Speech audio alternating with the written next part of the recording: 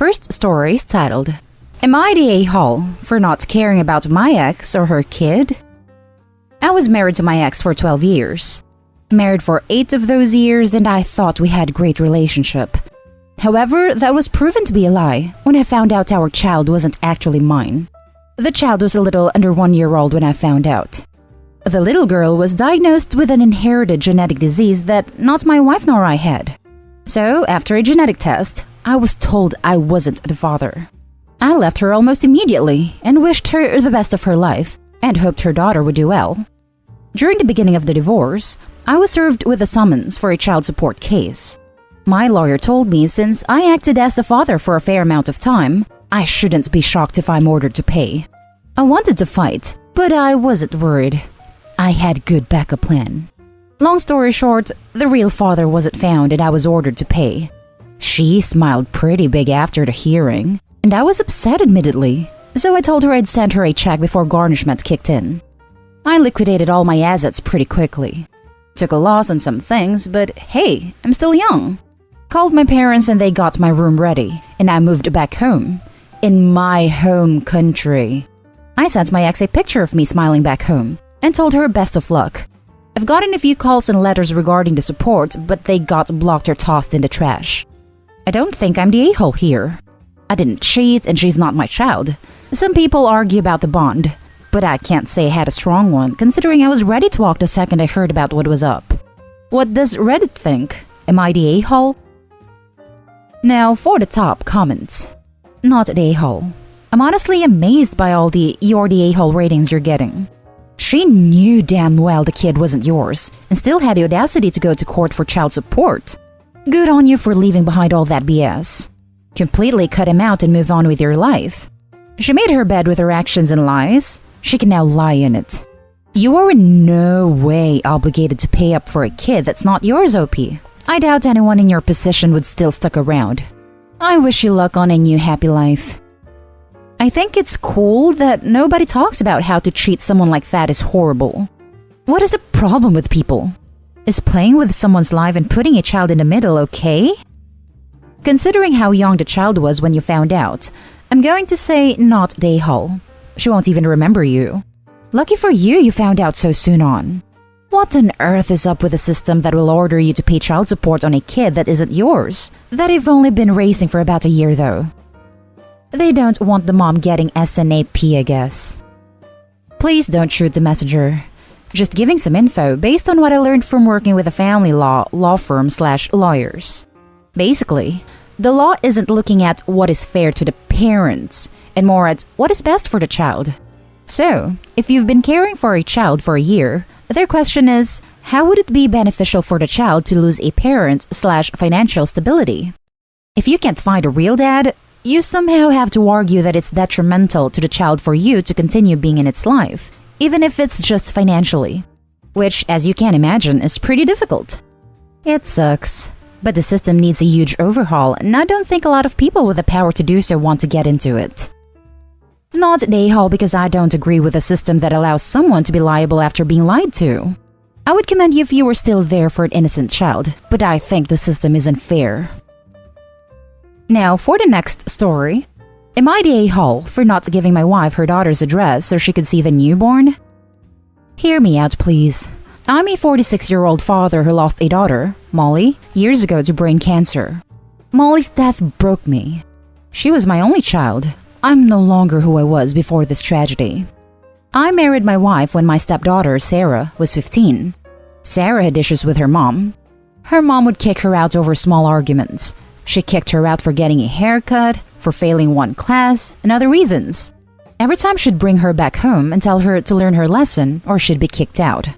One time, her mom kicked her out over a diary at 17, and Sarah had enough and didn't return. She started working. I remained in contact. I just couldn't let her struggle, so I tried to help her financially, but she refused. She's incredibly independent and a hardworking person. She reminded me of Molly. I decided to help in other ways. I got her a better job opportunity by calling someone I knew at the time. This way, she still had to work to earn money, which is something she wanted, and also work a better job that appreciated her more than the previous job. She's an artist. She wanted to be a graphic designer. so I sold my old car to pay for her courses. She started paying me back bit by bit, only because she's independent. She lived with her then boyfriend, now husband, and paid for other things. My wife didn't try to mend things. She disowned Sarah the day she got married, but I stood firm and told her that I'm free to talk to Sarah and she should respect that. I attended gatherings with Sarah from time to time, and she calls me dad in front of other people, whereas in the past, it was just my name. This sounds crazy, but I believe this all happened just so I could meet Sarah and have a chance at being the best father that I could be. She's now 22 and just had a baby girl a few weeks ago. I visited several times and we talked. She told me that it was unfortunate that she lost her dad, but was glad she has me in her life. I cried, although I'm not good at expressing emotions, and it got worse after Molly's death. My wife knew about the baby and demanded I give her the address so she could go see her granddaughter. I refused because Sarah asked me not to tell, and because she's already dealing with postpartum and will not be able to deal with her mom's behavior.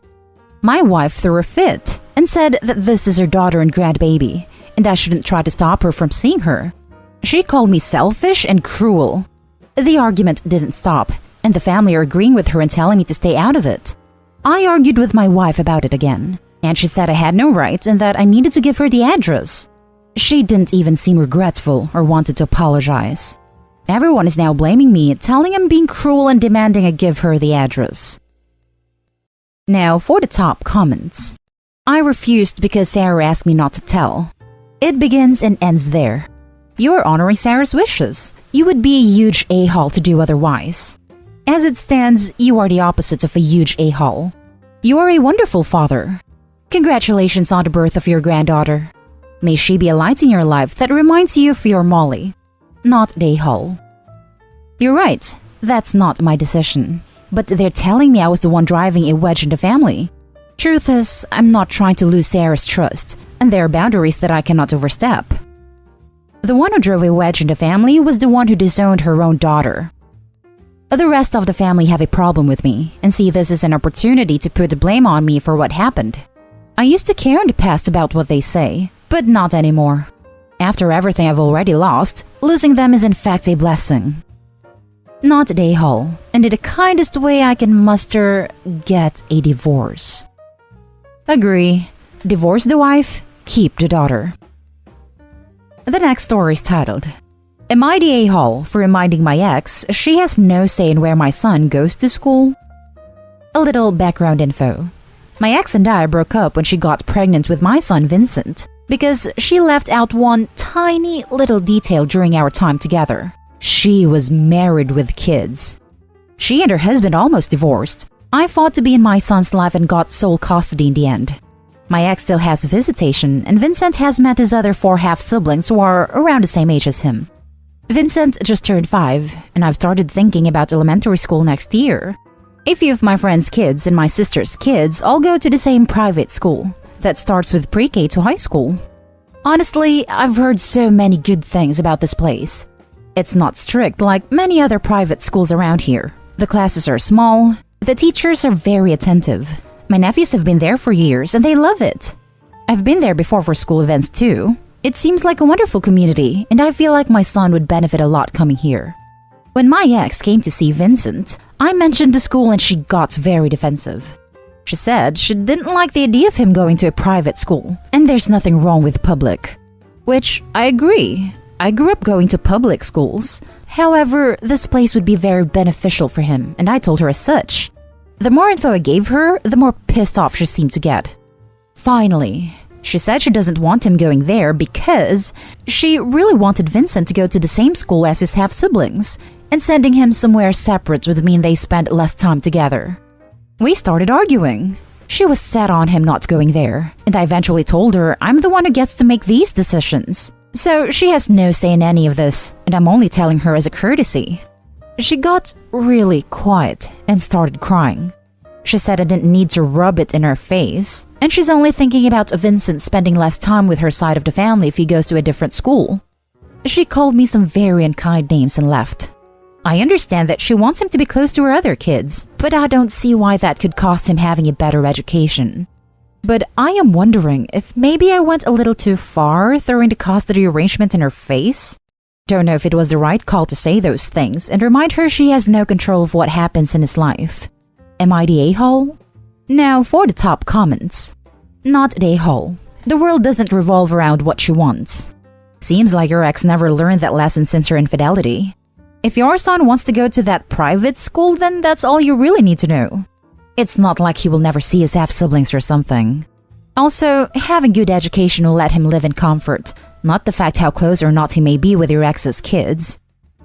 Also, unless his half-siblings are the same age as he is, which seems unlikely, I'm not sure how much they'd actually see each other in school. It's not like they're going to be walking home from the bus stop together, sharing classes, eating together, etc. Until I was in high school, my school system rarely offered opportunities for us to mingle with people from other grade levels. And even in high school, most of the things we did were by grade levels. Even if they were in the same grade level, who's to say they won't develop different friend groups / interests / etc.? Is she going to force them to spend time together at school? I'd wager this has more to do with her not being able to afford private schools for her kids, as opposed to contact with his half-siblings. Not a a-hole. Also, it could be awful for him, as no doubt the story of him being the child of an affair would come out, since the siblings go to the same school. No kid deserves that kind of gossip going on if it can be avoided. Not a a-hole. Knowing the circumstances of this situation, the kids are all probably better in different schools anyway. I am not sure what La La Land she lives in, that she thinks everything will just be so cherry when the school marms get wind of this. Wait until the day he has to draw his family tree. It happened to my niece, who I raised. Her teachers told everyone her parents were substance addicts, so I raised her. This was kinder, by the way. The custody arrangement reiterates and sets precedent that this is your decision. This is tough love, but better to implement it now. I did the same with my niece's parents. Sorry, but messing up so bad gives you zero say and zero credibility. Also, how does someone with 4 kids have time for an affair? Crazy times. Well, 3 kids at the time. The youngest was born after my son. And honestly, I worked crazy long hours with barely any free time, so I'm sure that made having an affair easier for her since we didn't see each other too often. The last story is titled, Am I the a-hole if I allow my daughter to change her name? I, female 29, have a daughter, female 10, with my previous partner, who sadly died when my daughter was 1. When my daughter was 3, I began dating my now husband, Matt, male 34, who has 2 boys, 10, 11, with his ex-wife. I've had a great bond with his kids since they were little, and I've always tried to make it clear that while I know I'm not their mom, I'm another person who will always love and support them. My husband is a fantastic dad, and my daughter is incredibly close to him. Last year, we had our first child together, 1 male, and my daughter, Mia, has brought up a few times that she's now the only one without Matt's surname. I spoke to her about it, and she explained that it sometimes makes her feel like she's not really part of the family. It was pretty heartbreaking, as we've always tried to keep her dad's memory alive, but reassure her that it's okay for her to love Matt as a dad too. It's obviously something that is playing on her mind as she came home from school last week and asked me if I thought Matt would adopt her so he could be her dad too. Matt and I spoke about it, and although he said he would adopt her in a heartbeat, we felt we should wait a few years until she's older and can understand the gravity of the decision. I suggested we add his surname to her own instead, and Mia loved that idea. Matt spoke to the boys to make sure it was okay with them, and they were excited about it. She's the only girl, so they have a very sweet relationship. They went to dinner together and she wrote a letter asking him. She cried. He cried. The waitress cried. It was an emotional moment for them both. Well, it all kicked off. My late partner's parents said they understood why she wanted to do it, but it's an insult to his memory and I'm an a-hole for not talking her out of it. I can understand them being a bit upset, as I know it's also their connection to her / their son. However, Matt's ex-wife heard and said what we're doing is disgusting, and that giving Mia his surname devalues the boys' relationship with their dad. She got nasty and started saying that my daughter and I need to know our place. I've always done my best to be civil with her, but even I lost it and told her that she lost her right to have any input into Matt's decisions when she ditched him for another guy. I accept that as kind of an a-hole move, but don't come for my daughter. Matt stands by our decision 100%, but now I'm wondering if any of their comments are valid. And if Mia ultimately decides she doesn't want Matt to adopt her, whether I'll be an a-hole for supporting her. She's so happy about it, and I don't think I can bring myself to take that away from her. Edit. Sorry, should have made it clear that we're hyphenating her surname. It'll be up to her if she wants to use the hyphenated version in day-to-day life, or just my husband's and the other as a middle name. Everyone who matters is on board with the name amendment. All due respect to your previous partner's parents, but Mia keeping his name solely will not bring him back. He lives on through her living on and being happy. That is his legacy. A rose by any other name would smell as sweet. No respect to your current husband's ex-wife. Her attitude stinks. Not a-hole. You are completely right. Thank you. Note: do not hyphenate. Just add it as a second surname without hyphenating it. When a name is hyphenated, you must use both on any legal documents, bank accounts, credit cards, etc. If you simply have two surnames, she can choose which she uses and where. We filled in the paperwork this afternoon and she chose to have her current surname as an additional middle name and my husband's as her surname. Not a-hole. The ex-wife needs to shut the hell up. She literally has no part in this, and her reasoning is, well, just plain stupid. Your previous partner's parents, though, are very justified in their emotion. To them, it is going to feel like they're losing part of their son again. I think your compromise is excellent. She is keeping her father's name while also adding on her stepfather's name because he helped raise her. I can see why, at this age, she would feel left out of your family. At the end of the day, I see it from both perspectives. I don't see the harm in adding a name as long as you aren't taking her father's away. She may even change it back when she gets older. And that's the end of this video, folks. As always, leave a comment and hit like and subscribe. And if you want more of this content, turn your notification on to get updated on the latest videos. And I'll catch you in the next one. Stay safe.